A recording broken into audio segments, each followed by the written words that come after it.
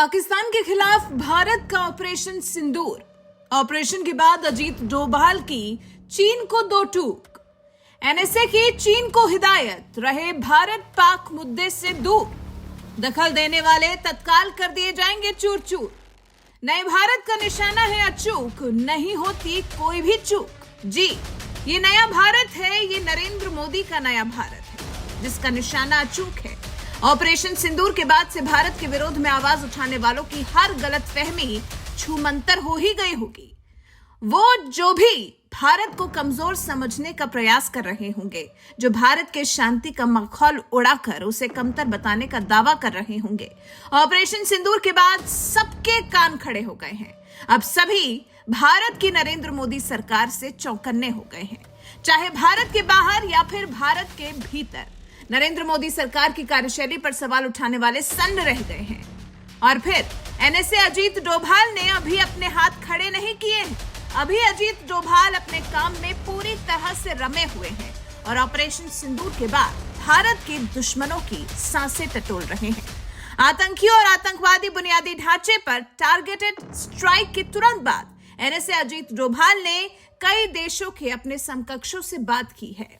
US NSA और विदेश मंत्री Marco Rubio, UK NSA Jonathan Powell, Saudi NSA Musaed Al Aiban, UAE NSA Sheikh Tahnoun, UAE के NSA के महासचिव Ali Al Shamsi, Japan के NSA Masataka Okano, रूस के राष्ट्रीय सुरक्षा सलाहकार सर्गेई शोइगु, चीनी विदेश मंत्री वांग यी, फ्रांसीसी राष्ट्रपति इमानुएल के कूटनीतिक सलाहकार, इन सभी से एनएसए अजीत डोभाल ने ऑपरेशन सिंदूर के बाद संपर्क साधा। इन सभी को एनएसए डोभाल ने पाकिस्तान पर अपने एयर स्ट्राइक एक्शन के बारे में अवगत कराया।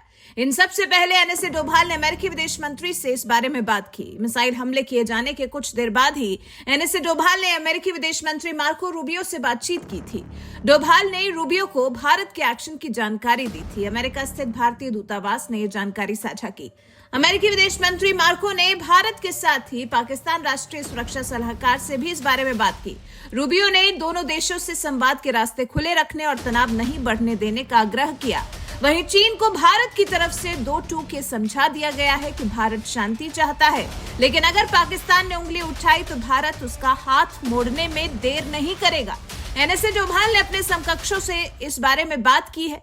उन्होंने कहा है, अगर पाकिस्तान ने तनाव बढ़ाने का फैसला किया तो भारत जवाबी कार्रवाई के लिए पूरी तरह तैयार है। इतना ही नहीं, एनएसए डोभाल ने अपने समकक्षों को भारत के कदमों की बारीकी भी समझाई। एनएसए डोभाल ने कहा है, हमारा तरीका संयमित और तनाव न बढ़ाने वाला था। हम जंग नहीं चाहते, लेकिन अगर पाकिस्तान ने हरकत की तो हम तैयार हैं।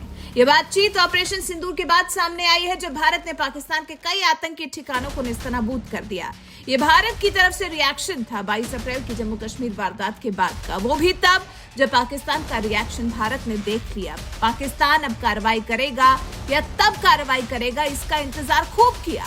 दुनिया ने पाकिस्तान से उम्मीद लगाई थी कि पाकिस्तान आतंकियों और उन्हें समर्थन देने वाले बुनियादी ढांचे के खिलाफ कार्रवाई करेगा, लेकिन पाकिस्तान ने कार्रवाई के बजाय जम्मू कश्मीर में हुए आतंकियों के बर्बर हमले को नकारा और उल्टा भारत पर ही झूठा आरोप मढ़ा, जिसके बाद भारत ने मोर्चा अपने हाथ में लिया और फिर पाकिस्तान में पल रहे आतंकियों को सबक सिखाया।